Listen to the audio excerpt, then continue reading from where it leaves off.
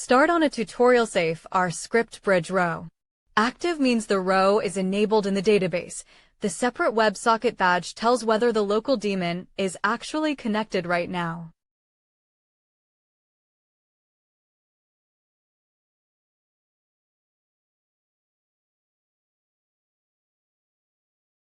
Click Probe before blaming M+R or the wrapper.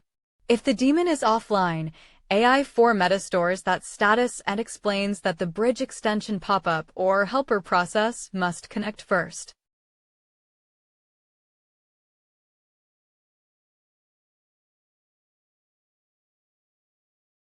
Test dispatch is the safest end-to-end check.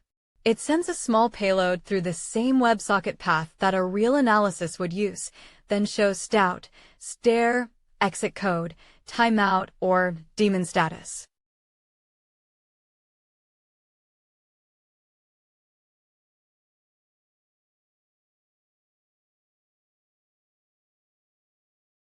Run the smoke test and read the result.